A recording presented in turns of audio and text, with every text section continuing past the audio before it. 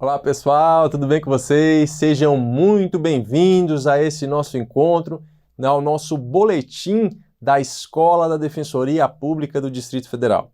Eu sou Daniel Mesquita dos Santos, sou defensor público do Distrito Federal e tenho o prazer e a honra de estar aqui, juntamente com a Defensoria Pública do DF e a Escola da Defensoria Pública do Distrito Federal, para trabalharmos sobre os nossos boletins de jurisprudência. Nós falaremos sobre a jurisprudência do TJ, do Distrito Federal e Territórios, do STJ e do Supremo Tribunal Federal. Nesse momento especificamente, nós falaremos da jurisprudência do Superior Tribunal de Justiça. Eu deixo aí para vocês, já colocando aqui o slide na nossa tela, o meu contato no Instagram, @prof_mesquita. Caso queiram bater algum papo, trocar algumas ideias por lá, será um prazer conversar com você que está me assistindo. A ideia aqui, pessoal, do nosso boletim é a busca de julgados relevantes para a atuação da Defensoria Pública que podem fazer a diferença na nossa atuação diária. E hoje falaremos da jurisprudência do Superior Tribunal de Justiça, sempre focando, como eu disse, nos julgados importantes para a nossa atuação prática. Eu organizei aqui, juntamente com o pessoal da Escola de Defensoria Pública do Distrito Federal, alguns julgados que considero relevantes lá do STJ, como eu mencionei, e que eu trago agora para vocês na seguinte sistemática. Vocês vão ter acesso aqui aos nossos slides, vocês vão poder ler comigo aqui alguns dos slides que eu preparei para vocês, e nós vamos partir daquela tese que foi fixada pelo Superior Tribunal de Justiça e depois vamos conversar um pouquinho sobre ela para entender quais foram os elementos que fizeram o STJ chegar naquela conclusão. Tá certo? Vamos começar então, pessoal? Vamos passar aqui para a nossa próxima tela, para o nosso primeiro slide. E a gente já começa falando de uma temática muito relevante, muito impactante dentro do Superior Tribunal de Justiça. Qual é a primeira temática que nós vamos trabalhar aqui? Vejam aí na tela comigo. Policiais devem gravar a autorização de um morador para a entrada na residência. Esse julgado é emblemático, né, pessoal? É um divisor de águas, você que ainda não teve a oportunidade de ver.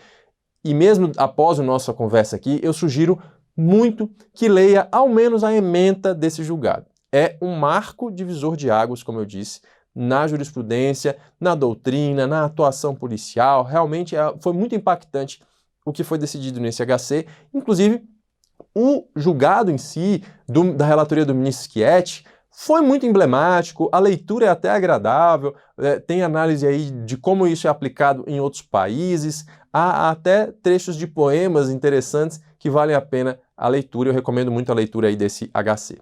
Mas vamos tentar sintetizar aqui e entender o que foi o caso. Primeira coisa que a gente tem que ver, para poder entender aqui a sistemática, o que levou a essa discussão, é a previsão de em que hipóteses há a possibilidade de ingresso não autorizado na residência de alguém. Então nós temos que a Constituição Federal garante que a nossa casa é um asilo inviolável. Lá no artigo 5º, e você vai ler comigo aí na tela, temos no artigo 5º, inciso 11, o seguinte: a casa é asilo inviolável do indivíduo. Ninguém nela podendo penetrar sem consentimento do morador, salvo em caso de flagrante delito ou desastre, ou para prestar socorro, ou durante o dia, por determinação judicial. Nós temos diversos pontos importantes aqui. Primeiramente, a gente diferencia a possibilidade de ingresso na residência com ou sem o consentimento do morador. Nós vemos aí que pela tese firmada, que diz que policiais devem gravar a autorização de morador para a entrada na residência, nós estamos com foco aqui na entrada com o consentimento. Mas existem alguns pontos relevantes abordados aqui nesse HC a respeito do ingresso sem o consentimento na hipótese de flagrante ou de mandado de determinação judicial. Primeira coisa que a gente já vê aí nesse artigo 5º, inciso 11, é que é possível, então, sem o consentimento do morador, ingressar na residência em caso de flagrante delito, ou desastre, ou para prestar socorro, ou durante o dia, por determinação judicial. Por determinação judicial, então, é somente durante o dia. E aí nós temos aqueles emblemáticos discursos, debates de que é dia, né? Aí vem aqueles critérios que dizem que é da aurora ao crepúsculo, outros colocam que é de 8 às 20, outros que é de 6 às 18. Não há um critério absolutamente seguro. O recomendável é seguir a lógica dos 6 às 18, tá? 6 da manhã às 6 da noite. Mas existem critérios diferenciados em relação a isso. Então nós temos a situação do mandado, determinação judicial, e do flagrante. No flagrante, como é que funciona isso? Vamos ver na nossa próxima tela aqui. Qualquer tipo de flagrante vai ensejar a possibilidade de ingresso da polícia na residência, independentemente do consentimento do morador? Essa foi um dos primeiros tópicos, uma das primeiras questões suscitadas aqui nesse HC. E o que se concluiu é que, e já baseando-se na jurisprudência firmada do STF e do STJ sobre o assunto, é que esse ingresso na residência em razão de um flagrante deve ser acompanhada de fundadas razões que justifiquem tal diligência. Você vê aí na tela, nesse slide agora, que eu destaquei para vocês em negrito nesse primeiro tópico, essa expressão, fundadas razões que justifiquem tal diligência. Então, não pode dizer, ele estava com uma atividade suspeita, uma intuição policial me fez ingressar na residência.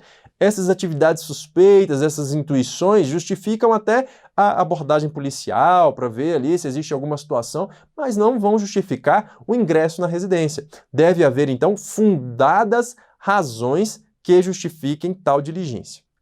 Devem ser razões, então, robustas. E, além disso, não é qualquer flagrante, não é qualquer fundada razão. O STJ destacou aqui que há a necessidade de haver também a configuração da urgência na cessação daquele crime, daquele delito. A urgência na cessação, e veja a parte em negrito aí do segundo tópico, a urgência na cessação desautorize o aguardo do momento adequado para, mediante mandado judicial, legitimar a entrada em residência ou de abrigo, ou local de abrigo. Então, pessoal, tem que ter fundadas razões que justifiquem essa diligência e deve haver também uma situação de urgência para que aquele crime seja interrompido. Então, por exemplo, é possível verificar que existem situações, eventualmente, de crimes permanentes em que o crime está acontecendo durante todo o tempo, falando assim de maneira leiga, né? E não há necessidade de sua imediata cessação, até às vezes naquela medida como forma de controle para que seja realizada uma investigação mais profunda, chegar eventualmente em outras pessoas envolvidas. Então, além das fundadas razões, deve ser demonstrada essa urgência na cessação. Se, por exemplo, existem lá no tipo penal de tráfico de drogas, existem alguns núcleos como ter em depósito. Se há uma situação, uma fundada razão que justifique a flagrância desse crime de ter em depósito drogas na casa de um determinado indivíduo. É absolutamente necessário que ele seja impedido, que ele seja interrompido naquele momento, ou pode aguardar a expedição de um mandado judicial? Será que existem indícios de que aquela droga está sendo ocultada, de que ela está se desfazendo e aí poderia comprometer o arcabouço probatório? Isso tudo tem que ser verificado no caso concreto para que se justifique o ingresso por meio dessa previsão constitucional do flagrante. Deve haver fundadas razões que justifiquem a diligência e urgência na sua cessação. E urgência que impeça que se busque um mandado judicial para ingresso na residência. Tá certo, pessoal?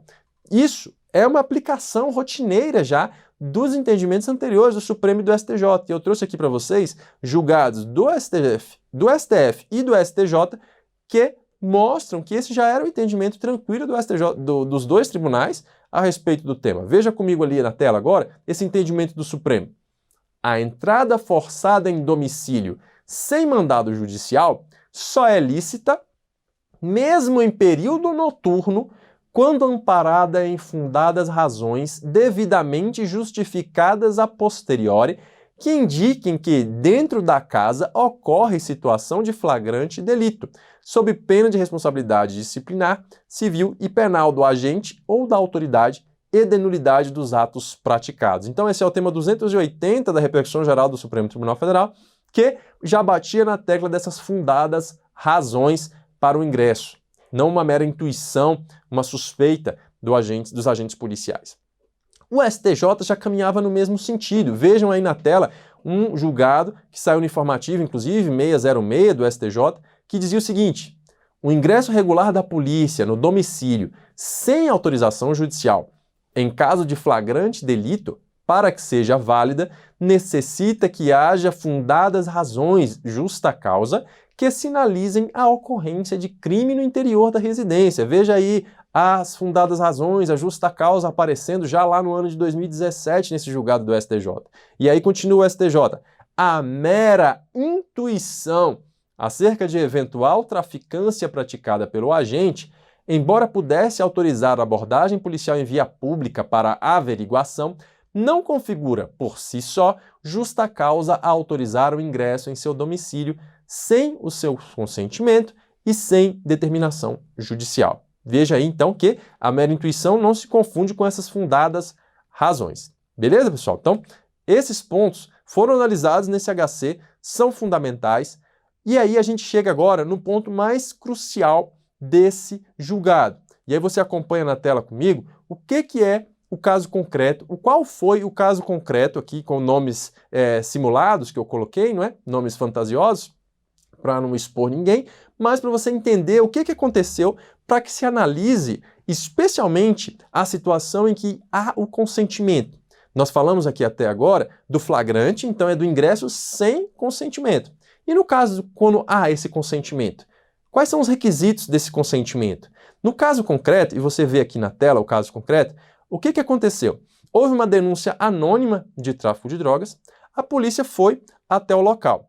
Fizeram uma busca pessoal no indivíduo de nome Carlos, por exemplo, e nada encontraram. Aí perguntaram para o Carlos onde é que era a casa dele. E ele indicou. Segundo os agentes policiais, Carlos permitiu que eles ingressassem na sua residência. E aí, ao ingressar na sua residência, encontraram lá uma grande quantidade de drogas escondida em um armário na casa de Carlos. Carlos, então, é preso em flagrante e denunciado por tráfico de drogas. Já lá no processo, no interrogatório judicial, Carlos negou veementemente que tem autorizado a entrada dos policiais. Então, teve uma denúncia anônima, a polícia foi ao local, fez uma busca pessoal, não encontrou drogas com Carlos, perguntou onde era a casa de Carlos, ele indicou e os policiais disseram que ele autorizou a entrada. Quando eles chegaram na casa, encontraram uma grande quantidade de drogas, Carlos obviamente foi preso, respondeu por crime de tráfico de drogas e lá no interrogatório negou que tivesse dado essa autorização. E aí isso é fundamental, porque sem o consentimento, a gente vê que não havia aqui as fundadas razões que a gente falou que é necessária por flagrante. E aí vem toda a discussão que é a mais relevante aqui para a gente nesse julgado, que diz respeito ao consentimento. E vejam aqui no nosso novo slide. Como que funciona isso? Como que funciona o consentimento do morador para o ingresso na residência? Essa temática aparece, pessoal, e tem essa discussão, justamente porque diariamente se verifica muitas situações em que a polícia ingressa na residência das pessoas e justifica esse ingresso porque houve o consentimento do morador. Mas não há qualquer tipo de prova de que efetivamente houve esse consentimento e nem de que esse consentimento foi feito de forma livre ou se foi por meio de alguma eventual ameaça para ingresso. Essa é a polêmica que se envolve aqui. Realmente aconteceu esse consentimento? Não se consegue verificar no caso concreto se houve esse consentimento para a entrada. No caso do Carlos aqui, ele sabendo que tinha quantidade grande de drogas na casa dele, ele consentiria para o ingresso da polícia sem que houvesse fundadas razões e pudesse eventualmente ser configurado no flagrante? Gera toda uma discussão esse assunto. E lá no julgado, o ministro relator, o ministro Rogério Schietti, traz exemplos da aplicação desse Instituto do Consentimento em doutrina estrangeira, em outros países, e destaca especialmente os Estados Unidos, a Espanha e a França, para dizer que esse consentimento que a parte dá para o ingresso da polícia em sua residência deve ser expresso, documentado, voluntário e livre. De forma bem sintética aqui, que eu estou trazendo para vocês, ele faz uma análise muito maior de cada caso expressamente, dos Estados Unidos, da Espanha, da França, destaca aí a existência até de formulários em que a parte tem que preencher um formuláriozinho lá para ficar comprovado de que realmente autorizou aquele ingresso e, eventualmente, se tiver algum indício de que esse formulário foi preenchido por mediante coação, isso já vai invalidar. E essa lógica, esse espírito de que o consentimento deve ser devidamente livre e bem documentado, veio aqui pairar sobre esse julgado. E aí o STJ, então, fixou alguns critérios para que esse consentimento seja provado e que não se entenda, então, pela ilegalidade do ingresso dos agentes policiais na residência daqueles indivíduos. Primeira coisa que se destacou aqui, que você acompanha comigo aqui na tela, é que para o consentimento estar legal, estar dentro dos limites legais e constitucionais, é necessária a autorização assinada pelo morador e por testemunhas. Aqui, pessoal, essa autorização assinada pelo morador e testemunhas vem como uma espécie de aplicação inspirada na previsão do Código de Processo Penal a respeito da busca e apreensão domiciliar. Então, o ministro Guedes fala, isso já é previsto no nosso ordenamento jurídico. E como não há uma regulamentação específica a respeito desse caso do ingresso com consentimento, a gente pode se valer dela.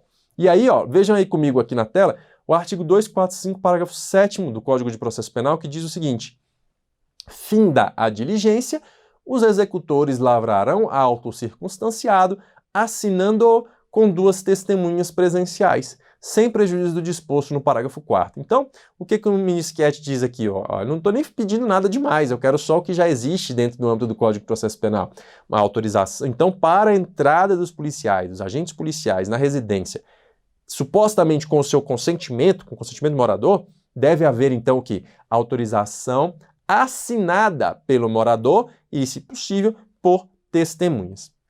E, além disso, o julgado determina que, além dessa autorização assinada, deve haver a filmagem dessa diligência. Então você vê aí na tela comigo no segundo tópico.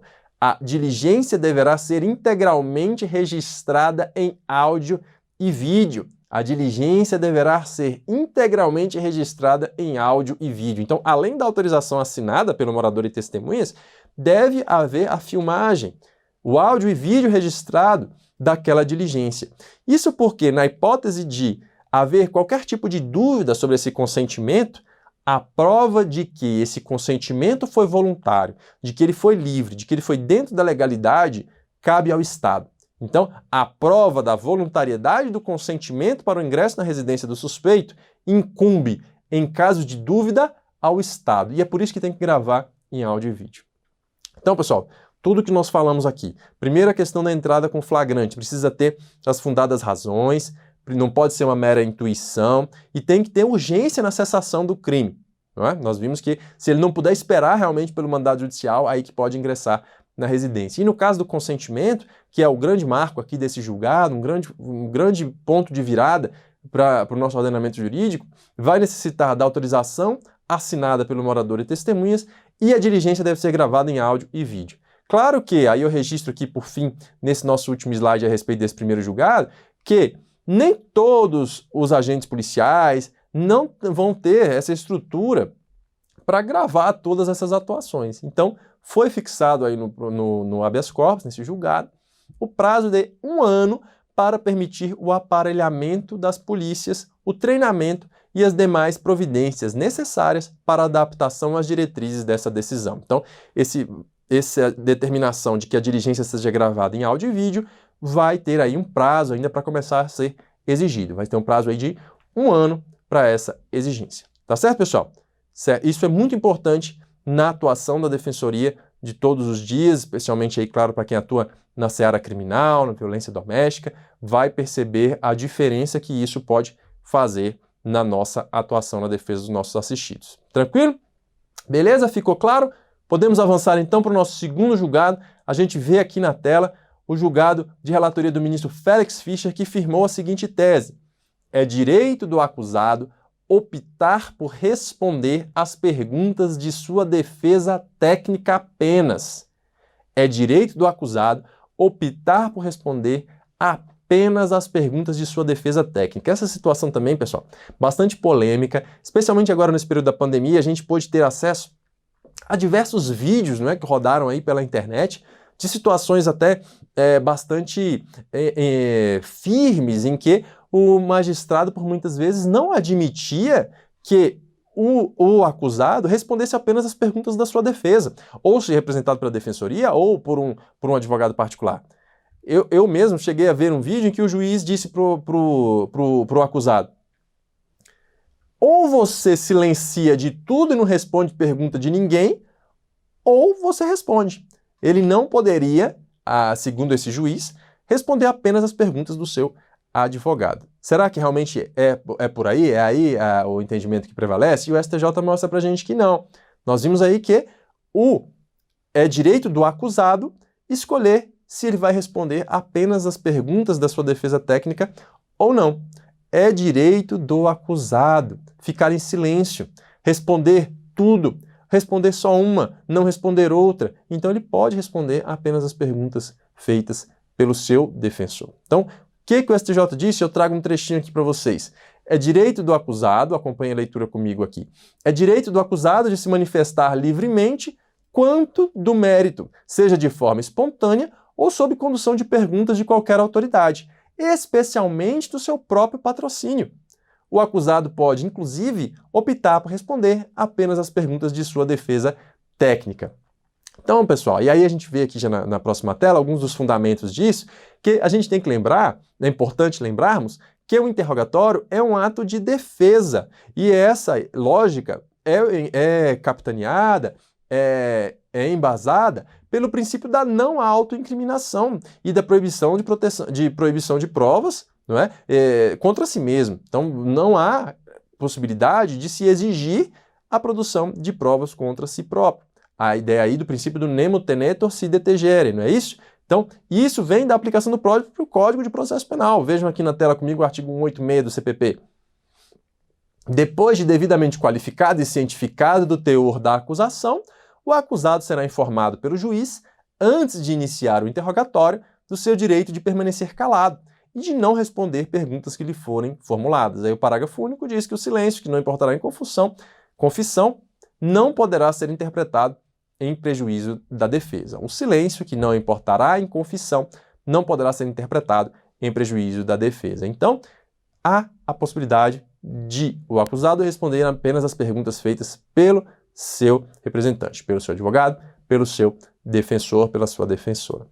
Importante lembrar só que nós temos dois momentos, né, no interrogatório, a qualificação e a questão envolvendo as perguntas de mérito. Essa qualificação ele tem que responder, né? Mas quanto ao mérito, ele pode fazer essa escolha, tá certo? Então, não estava correta a postura aí desse juiz, desses vídeos que rodaram pela internet, beleza? Avançando então, pessoal, vamos para o nosso próximo julgado, e aí agora a gente começa já a falar de alguns aspectos de atuação prática envolvendo a questão da gratuidade da justiça. O que disse esse próximo julgado aqui? A declaração de pobreza, leiam comigo, a declaração de pobreza instaura a presunção relativa que pode ser elidida pelo juiz.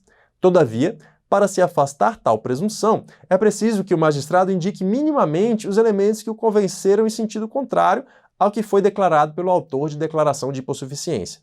Esse julgado, pessoal, foi utilizado como base para um dos julgados que nós vimos lá no boletim do TJDF. Se você viu já o boletim do TJDF, você vai lembrar aqui do que nós conversamos lá.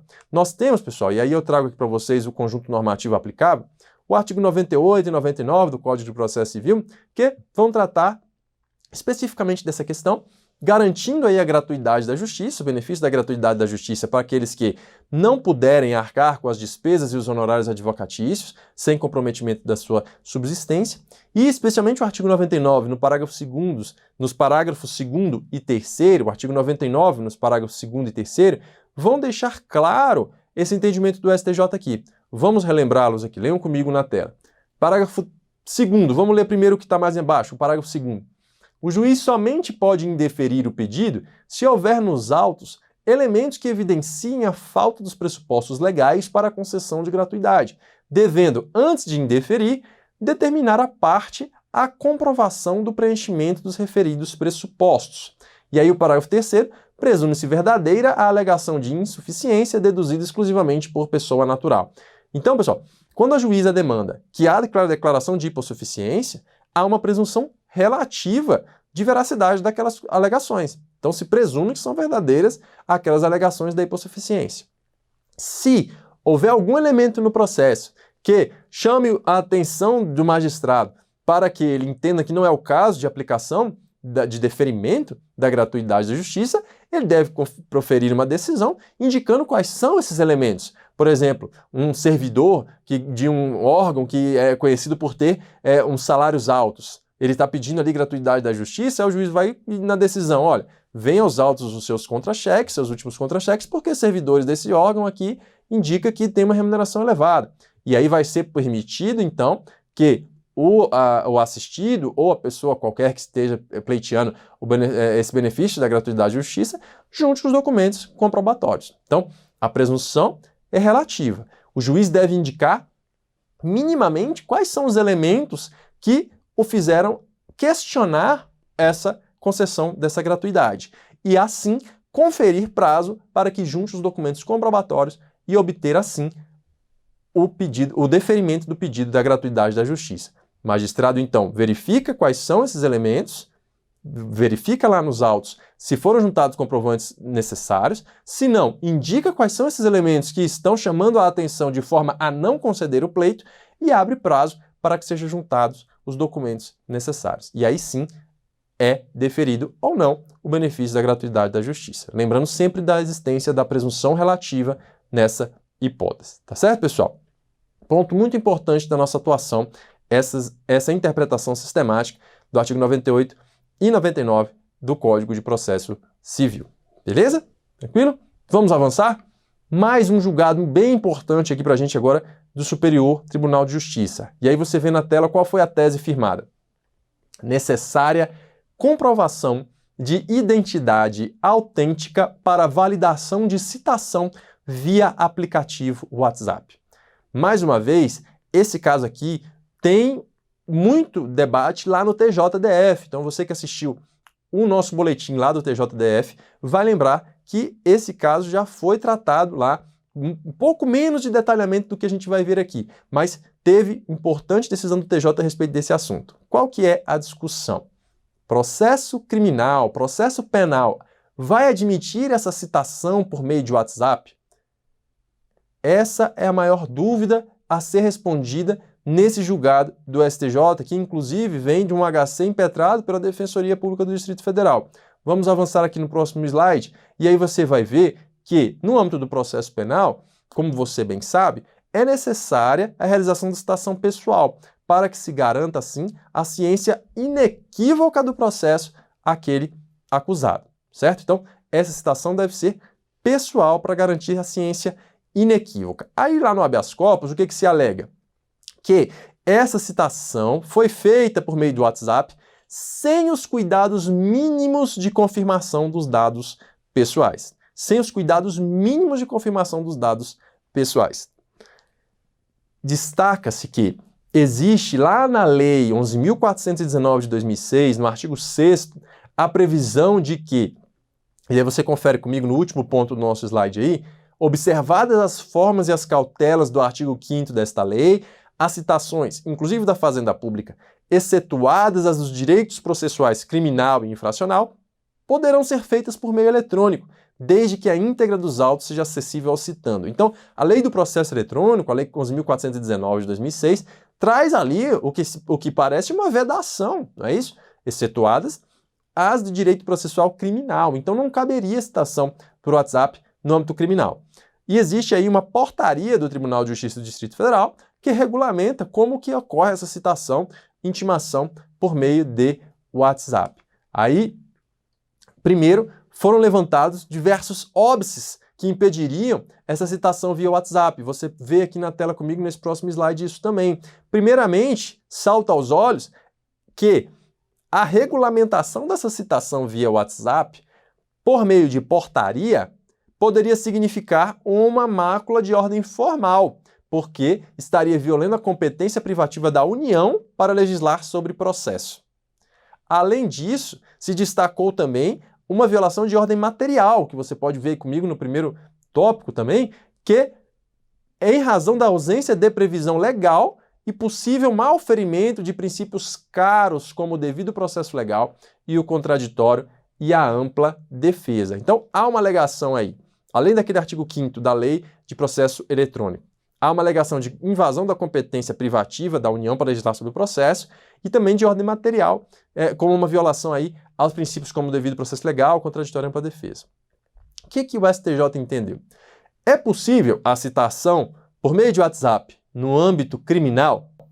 Sim, o STJ entendeu que sim, desde que sejam tomadas todos os cuidados possíveis para a comprovação da sua autenticidade. Então, com base no princípio do pa nullité sans griffe, então que não há nulidade sem prejuízo, o STJ entendeu que é possível sim a utilização do WhatsApp no âmbito do processo criminal, se não houver prejuízo, desde que tomados então todos os cuidados possíveis para se comprovar a autenticidade.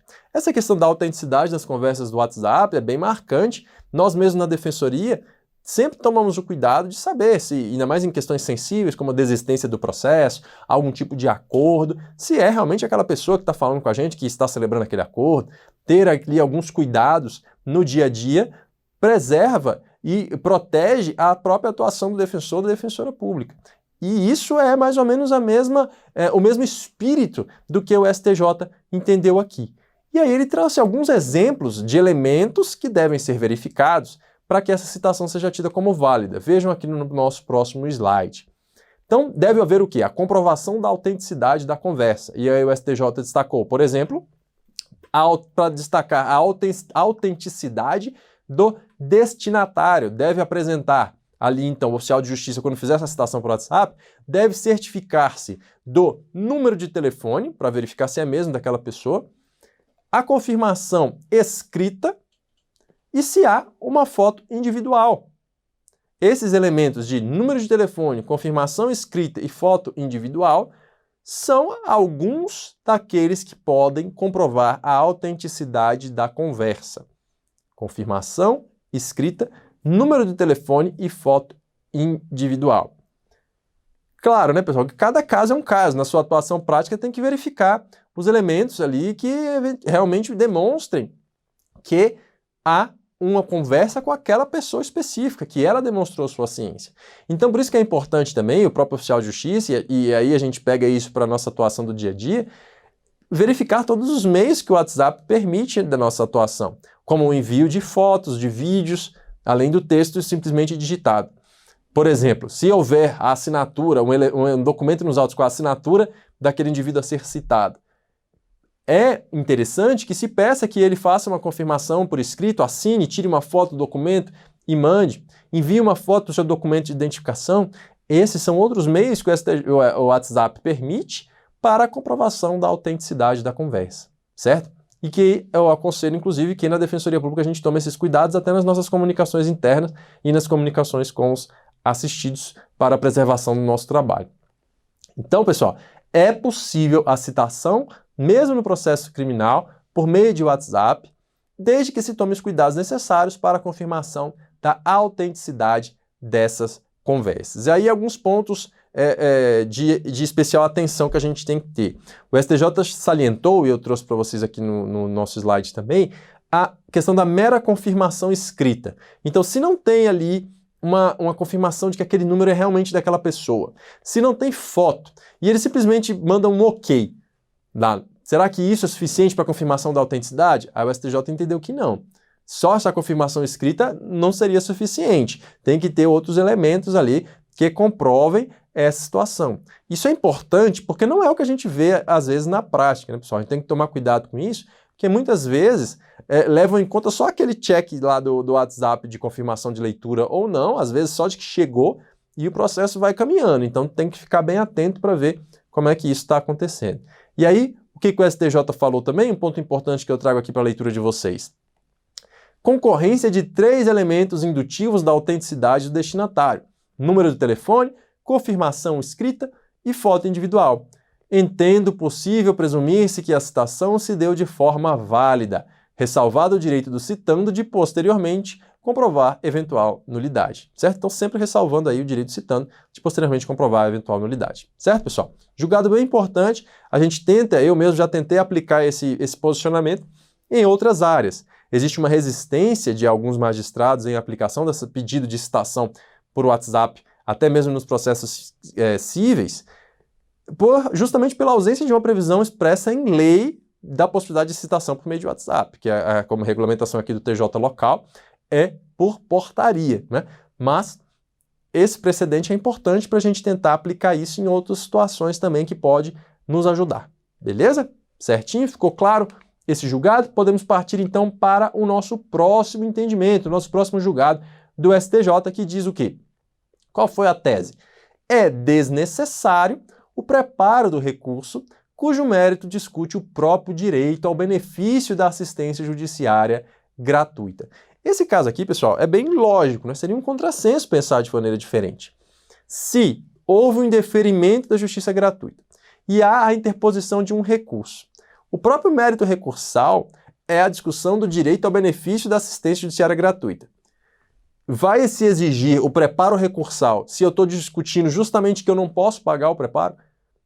É uma questão lógica entender-se que, se o recurso está impugnando um indeferimento da gratuidade da justiça, apenas isso, é o caso de dispensa do preparo. Então, o que o STJ destacou? Leiam comigo. É desnecessário o preparo do recurso cujo mérito discute o próprio direito ao benefício da assistência judiciária gratuita. Não há lógica em se exigir que o recorrente primeiro recolha o que afirma não poder pagar para só depois a corte decidir se faz jus ou não ao benefício. Veja que chega a ser até uma situação um pouco engraçada, né? Não há lógica em exigir que ele primeiro pague o que ele diz que ele não pode pagar. Aí seria justamente a própria negativa do acesso à justiça, certo? Julgado bem simples, bem direto, a gente já pode passar para o próximo. O que diz esse nosso próximo julgado? Esse aqui é bem interessante para a gente. Vamos lá. Possibilidade de revisão de valores irrisórios fixados a título de honorários advocatícios devidos à Defensoria Pública Estadual. Nós sabemos que o defensor, a defensora não recebe honorários advocatícios, mas a defensoria recebe justamente para ir encaminhado aí para fundos de custeio de atuação da instituição Defensoria Pública. O que esse julgado aqui traz de importante para a gente? Quando há a fixação desses valores de honorários e é entendido que esses honorários foram fixados em um valor baixo, um valor alto, um valor elevado, essa discussão, via de regra, não é cabível em recurso especial. Em sede de recurso especial, existe a famosa súmula 7, que diz que não se admite o reexame fático probatório em sede de recurso especial. No recurso especial se discute apenas direito, certo? Então, via de regra, não se discute em recurso especial a majoração ou a diminuição do valor de verba honorário. Mas, se for compreendido que esse valor é irrisório, o STJ tem entendimento consolidado de que aí é necessária a superação dessa súmula 7, não se aplica nesses casos, tanto para o caso de irrisoriedade, quanto para o caso de ser exorbitante, tá? Então, mas no caso específico aqui, no caso da defensoria, caso você perceba que houve a fixação de um valor irrisório, no caso concreto aqui que foi analisado, havia sido fixado no primeiro grau em R$500, o tribunal abaixou para R$100 os honorários advocatícios, e aí em recurso especial entendeu-se que esses honorários de R$100 eram irrisórios e restabeleceu-se a sentença originária, certo?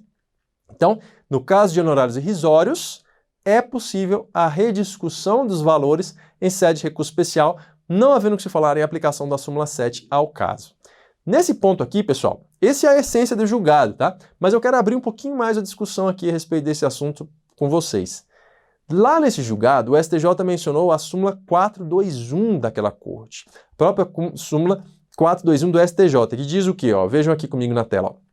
Os honorários advocatícios não são devidos à Defensoria Pública quando ela atua contra a pessoa jurídica de direito público a qual pertença. Veja o que diz esse entendimento do STJ. Vamos avançando aqui para a próxima tela para você ver onde é que eu quero chegar.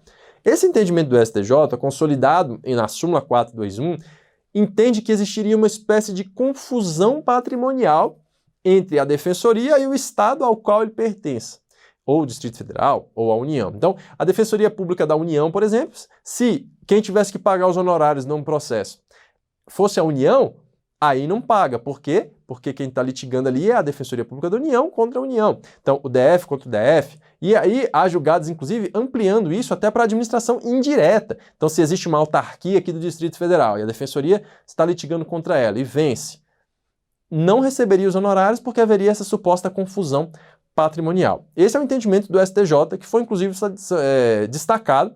Esse é o entendimento do STJ, que foi, inclusive, destacado nesse julgado que nós estamos analisando. Mas nós bem sabemos, pessoal, e aí isso aqui não foi analisado nesse julgado, mas eu quero ir além para a gente poder contextualizar, nós sabemos que a Defensoria Pública goza de autonomia funcional e administrativa. Isso especialmente após as emendas constitucional 80, a emenda constitucional 80 e a emenda constitucional 74. A emenda constitucional 80 de 2014, a emenda constitucional 74 de 2013, conferiram aí essa autonomia à Defensoria Pública do Estado, da União, e primeiramente houve ali uma falta de conteúdo, né, nessas emendas, que não aplicou isso para o Distrito Federal, mas veio depois a nova emenda para que essa autonomia fosse também transferida para o Distrito Federal, aplicada, melhor dizendo, para o Distrito Federal. Então nós temos aí na tela, você pode conferir comigo, o artigo 134, caput, que trata da Defensoria Pública como essa instituição permanente, essencial à função jurisdicional do Estado. E aí, nesse ponto que nos importa, no parágrafo 2º diz: as defensorias públicas estaduais são asseguradas autonomia funcional e administrativa e a iniciativa de sua proposta orçamentária dentro dos limites estabelecidos na Lei de Diretrizes Orçamentárias e subordinação ao artigo 99, parágrafo 2º. E aí vem o parágrafo 3º e diz: aplica-se o disposto no parágrafo 2º às defensorias públicas da União e do Distrito Federal. Você vê que no parágrafo 2º falava só defensoria estadual, né? Que aí isso veio com a emenda constitucional 45. E aí a emenda constitucional 74 de 2013 estendeu essa prerrogativa da autonomia às defensorias públicas da União e do Distrito Federal. Onde eu quero chegar com vocês? A Defensoria Pública possui autonomia. E aí você vê nesse slide aqui que o Supremo Tribunal Federal já foi além desse entendimento do STJ. O entendimento do STJ você já viu. Haveria essa suposta confusão. Só que a defensoria, como é autônoma, não pertence àquele ente. Ela é por si só. Ela é autônoma. Então não haveria essa confusão. E dentro desse contexto, o Supremo Tribunal Federal já possui um entendimento que parece ser mais consentâneo, mais coerente com essa autonomia da Defensoria Pública. Vejam comigo aqui na tela o entendimento do Supremo a respeito desse assunto, na ação rescisória 1937. Percebe-se, portanto, que após as emendas constitucionais 45 de 2004, 74 de 2013 e 80 de 2014, houve mudança da legislação correlata à Defensoria Pública da União, permitindo a condenação da União em honorários advocatícios em demandas patrocinadas por aquela instituição de âmbito federal, diante de sua autonomia funcional, administrativa e orçamentária, cuja constitucionalidade foi reconhecida. Então nós temos aqui, pessoal, uma situação em que o Supremo Tribunal Federal está reconhecendo a autonomia da Defensoria Pública da União. Então, se ela litiga com a União, vai ser devido a honorários, porque não vai haver essa confusão. E aí a gente pode aplicar isso para o Estado, para o Distrito Federal e ver que é um posicionamento mais coerente com o entendimento pela autonomia da Defensoria Pública. Não seria o melhor caminho a aplicação da súmula 421 do STJ. E aí você tem que tomar cuidado, porque o STJ tem esse entendimento realmente consolidado e vem aplicando isso ainda. Mas nós temos esse posicionamento do Supremo Tribunal Federal, mais favorável à Defensoria, e que a gente tem que se valer dele, no caso concreto, para que possamos fazer jus aos benefícios dos honorários advocatícios, ao pagamento dos honorários advocatícios, dos honorários sucumbenciais, ainda quando estivermos litigando contra aquele ente público ao qual a Defensoria Pública é vinculada, que seria o máximo que se poderia dizer, não que pertence diante da nossa autonomia. Tá certo, pessoal? Pontos importantes aqui a serem analisados. Certinho? Beleza? Ficou claro para todos? Posicionamento do STJ, só voltando um pouquinho aqui, ó, pessoal, só voltando aqui um pouquinho para a gente recapitular. Posicionamento do STJ que a gente analisou aqui diz respeito à possibilidade de revisão de valores irrisórios fixados a título de honorários advocatícios devidos à Defensoria Estadual. Isso porque não se aplica a súmula 7 no sede de recurso especial para a análise de fixação de honorários advocatícios de maneira irrisória, tá bom? E aí eu peguei esse gancho para falar da súmula 421 e do entendimento do Supremo, que foi além. Beleza? Então, pessoal, pegando aí esse gancho dos honorários, a gente pode falar agora do nosso último julgado do STJ, desse nosso boletim de hoje, que diz respeito ao seguinte, leiam comigo aqui na tela: impossibilidade de penhora do saldo do FGTS para satisfação de crédito relacionado a honorários. Nós sabemos que é, às vezes, bastante complicado conseguir obter o pagamento desses honorários que foram fixados em favor da Defensoria. E sabemos também que existem aí as disposições do Código de Processo Civil que pregam a impenhorabilidade de determinadas situações, como o pagamento, a remuneração das pessoas, a remuneração também até mesmo dos autônomos, aqueles salários, os soldos, as pensões, os valores depositados em caderneta de poupança até 40 salários mínimos, tudo isso fica ali de alguma certa forma blindado pelo manto da impenhorabilidade. Mas aí, a gente pode ver aqui no próximo slide, surge essa questão do FGTS. O FGTS, que está previsto lá no artigo 7º, inciso 3º da Constituição Federal, um direito de natureza trabalhista e social, que configura basicamente uma poupança forçada do trabalhador. Foi essa a expressão utilizada lá pelo STJ. Então fica esse dinheiro lá depositado, que ele só pode usar em determinadas situações, e acaba não usando muitas vezes. Será que poderia a Defensoria pedir a penhora desse valor que está depositado lá do saldo do FGTS para pagar os seus honorários, por se entender os honorários, pelo menos em uma larga escala, como uma verba alimentar? Essa discussão surge porque, sendo considerado honorários uma verba alimentar, isso de uma forma lato sensu, né? E verificando-se que os tribunais superiores têm se admitido a penhora do FGTS, do saldo do FGTS, no caso de devedor de pensão alimentícia, tentou-se então construir essa tese.